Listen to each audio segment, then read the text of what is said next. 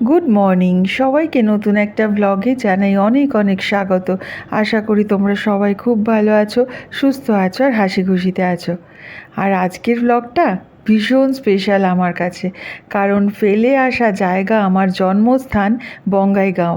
আর আমি তো যেহেতু বঙ্গাইগাঁওতে জন্মগ্রহণ করেছি, সেই জন্মগ্রহণের জায়গা সবার কাছেই একটা বিশাল মানে ভালো লাগার জায়গা। আর সেই জায়গা আমি ফেলে এসেছি আজকে প্রায় ৪৫ বছর।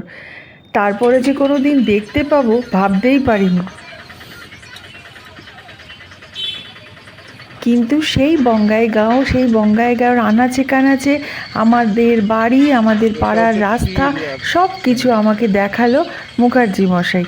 তাই আজকের ব্লগের সমস্ত অংশটুকুই ক্যামেরাবন্দি করেছে মুখার্জি মশাই।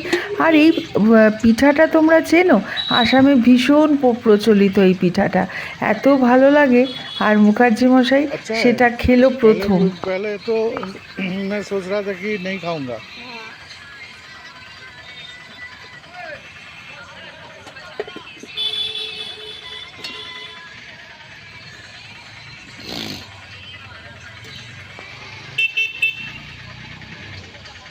এরমভাবে দিয়ে এবার স্টিমে ওটা হবে। টিকালি পিঠা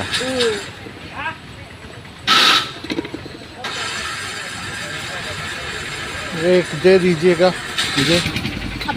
हाँ खाबे।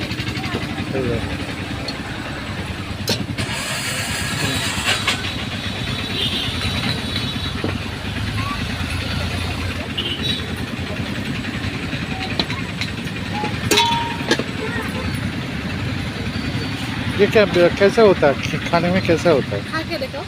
अच्छा एक दे दीजिए।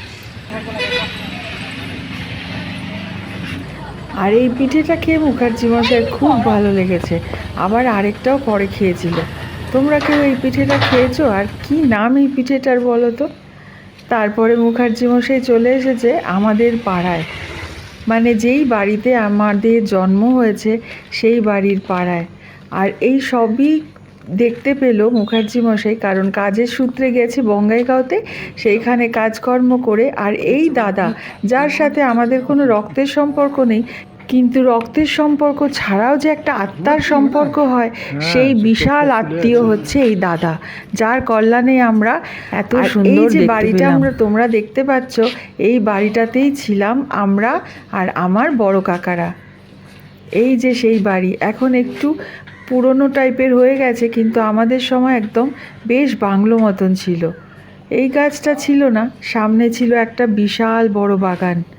এই জায়গাটায় ছিল এত বড় একটা বাগান, আর আমরা আর আমার বড় কাকারা এখানে একসাথে থাকতাম। এই সাইড দিয়ে চলে গেছিল, আর এই বাঁ দিকের ঘরগুলো ছিল আমার বাবার গুদাম ঘর। আর আমার বাবা ছিল রেলের কন্ট্রাক্টর। আর এই পাশে দেখো একটা বিরাট বড় বাগান ছিল, আর এইটা ছিল আমাদের উঠোন। আর এই সব আনাচে কানাচে যে আর কোনো দিন দেখতে পাবো, এই দেখো মায়ের রান্নাঘর। এখানে একটা নাইট কুইন গাছ ছিল, জানো? এই নাইট কুইন গাছটা একদম রাত 12টায় ফুটতো। এখানে একটা বিরাট বড় কাঁঠাল গাছ ছিল, সেই কাঁঠাল গাছটার কাঁঠাল আমরা সব উঠানে ভেঙে খেত দিদিরা, আমি যদিও অত খেতাম না। আর এইটা ছিল আমাদের বাথরুম। রাত বিরেতে যখন আসতাম তখন লণ্ঠন হাতে নিয়ে আমাদেরকে নিয়ে আসতো মা। এখানে একটা কলপার ছিল। আর এই সব জায়গায় আমার কেটেছে ছোটোবেলাটায়। আর এই যে গলিটা দিয়ে দেখছো, ওই দূরে ছিল আমাদের পটিখানা। তখন তো সেই সময়ের আমলে কোনো অ্যাটাচ বাথরুম ছিল না, একদম দূরে যেতে হতো। আর আমি দূরে দাঁড়িয়ে থাকলে আমার দাদা যখন যেত, আমি এখানে দাঁড়িয়ে থাকতাম, পাহারা দিতাম আর কি, কারণ ওখানে একটা বড় বেলগাছ ছিল। এখন এইখানটায় এই দাদারাও থাকে না, দাদারাও আবার অন্য বাড়ি করে নিয়েছে। আমার কাকারা পরবর্তীতে যখন ছিল তখনও কিন্তু এই বাড়িটা ছিল অসাধারণ সুন্দর করে সাজানো। এই গলিটা দিয়ে এই ডান দিকের ঘরগুলোই ছিল বাবার গুদাম। আর কত যে ছোটোবেলায় দৌড়ে দৌড়ে খেলেছি এইসব রাস্তা দিয়ে।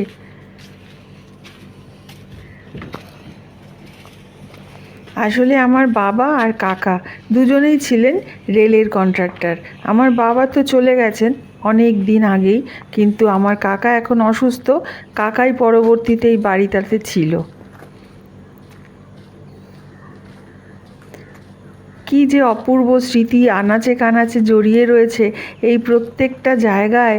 এই যে রাস্তায় আমার দিদি দাদা যখন এখানে সাইকেল চালাতো, আমি পিছন পিছন দৌড়ে বেড়াতাম। আর এইটা ছিল মুন্নি দিদিদের বাড়ি। সেই মুন্নি দিদিদের কথা আজও মনে পড়ে। দিনের বেশিরভাগটা সময় তো থাকতাম ওখানেই, আর এই দিক দিয়ে গিয়েই আমরা খেলাধুলো করতাম।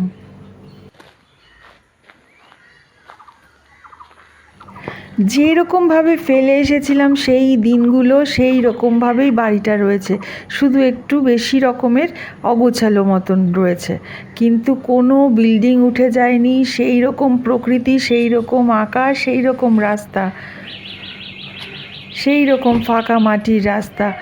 একদম মনে হচ্ছে এই যে ছোট বাচ্চাগুলো, মনে হচ্ছে আমরাই বোধহয় সেই ছোট বাচ্চাগুলো দৌড়ে দৌড়ে বেড়াচ্ছি। আর এই গেটটা শুধু একটু গ্রিলের হয়ে গেছে, আমাদের সময় বোধহয় বাঁশের ছিল। আমার ঠিক মনে নেই, হয়তো বাঁশের ছিল না বা গ্রিলেরই ছিল। ভাবতে পারছো, যখন আমার বয়স প্রায় 3 থেকে 5 বছর, তখন আমি শিলিগুড়িতে চলে যাই, এবং বড় হয়ে ওঠাটা শিলিগুড়িতে। আমি যে কোন দেশের মেয়ে সেটাই বুঝতে পারি না। কখনো মনে হয় আমি আসামের মেয়ে, কখনো মনে হয় আমি নর্থ বেঙ্গলের মেয়ে, আবার এখন অনেক বছর দীর্ঘদিন আমি কলকাতার বউ, আবার দিল্লিতে থাকার সুবাদে দিল্লিতেও কিছু দিন থেকেছি। কাজেই আমার যে কত জায়গায় থাকা, আবার বাংলাদেশও আমার ভীষণ প্রিয়, যেহেতু আমার রুট বাংলাদেশে। এই যে বাগানটা দেখছো, এই বাগানেই আমাদের নানা রকমের গাছ ছিল, আর আমার মা তো ভীষণ গাছপ্রেমী মানুষ। মায়ের প্রচুর গাছ ছিল, আর একটা যেন বিরাট বাতাবি লেবুর গাছ ছিল, যেই গাছটার মধ্যে ভর্তি বাতাবি লেবু হতো। আমাদের বাড়িতে কি ফলের গাছ ছিল না, কাজু বাদাম থেকে শুরু করে বাতাবি লেবু, বেল, আম, সব গাছ। আর এই সামনের জায়গাটা এখন এরকম খালি, এই জায়গাটায় ছিল ফুলের গাছ। আর এই যে ব্যাট নিয়ে ছেলেটা খেলছে, এই জায়গাটাই আমরা খেলতাম।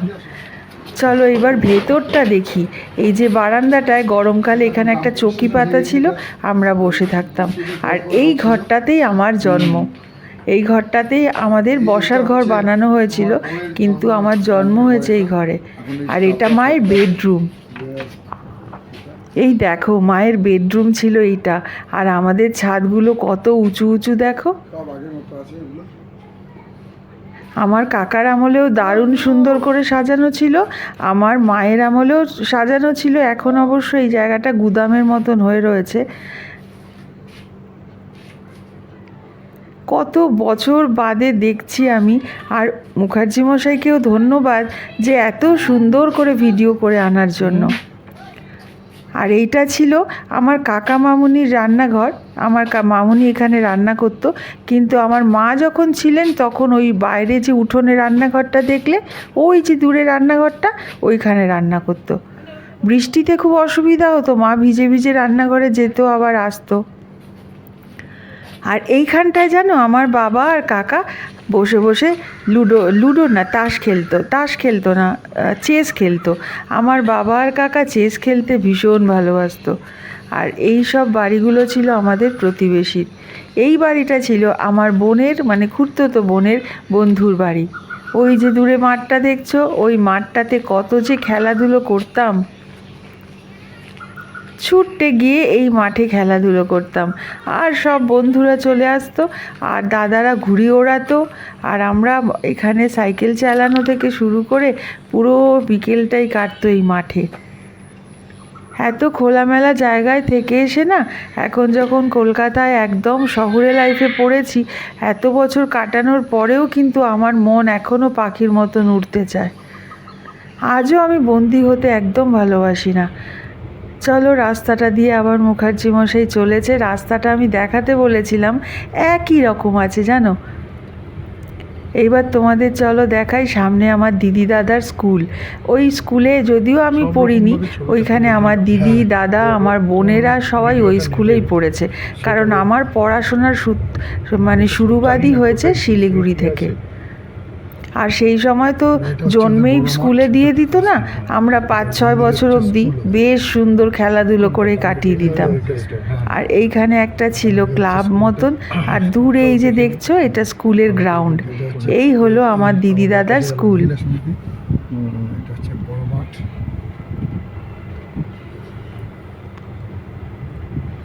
এইটা স্কুলের মাঠটা, আর ওই যে হলুদ রঙের দেখতে পাচ্ছ এই হচ্ছে স্কুল। আমার 2 বোন, খুড়তুতো 2 বোন, আমার দিদি দাদা সব এই স্কুলেই পড়েছে। আর একটা ঘটনা শুনবে, একদিন আমার দিদি আমাকে নিয়েই স্কুলে চলে গেছিলো, তখন আমার বয়স 2 কি 3 বছর কি হবে।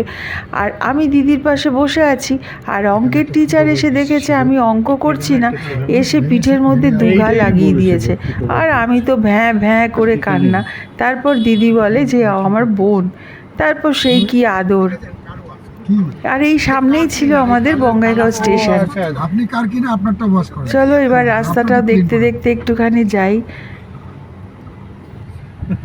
বিহারিরা করতে হয় এখন ফুটওভার ব্রিজটা এখান দিয়ে হবে, এই জায়গাটা না, এখান থেকে যাবে, এখান থেকে ফুটওভার ব্রিজ ওপারে চলে যাবে। এখানে নতুন ব্রিজটা হচ্ছে, নতুন করে দিয়ে যাবে। একটা করেছে ওই দিক দিয়ে, দূর হয় না, আমাদের জন্য দূর হয়ে যাবে।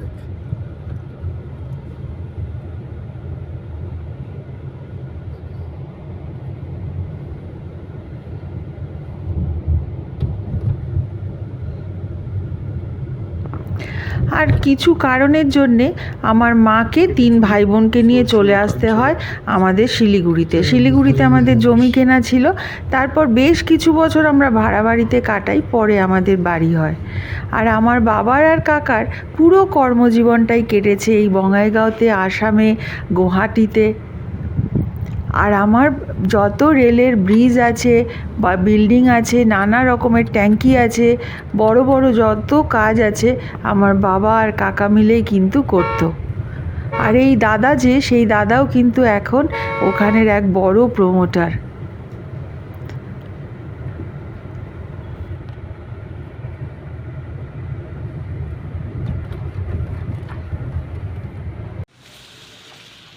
এই যে বড় প্রজেক্টটা দেখতে পাচ্ছ, বিল্ডিং উঠছে, এই দাদারই প্রজেক্ট। দাদাই এইখানে কাজ করছে, দাদারই কাজ এটা। আর সামনে অপোজিটেই হচ্ছে দাদার ফ্ল্যাট। এই জায়গাটাও তোমরা দেখো, এটা হচ্ছে বঙ্গাইগাঁওর নতুন পাড়া। এখানেও আমাদের একটা জমি ছিল, সেই জমির ওপরেই এখন দাদাদের ফ্ল্যাট হয়েছে।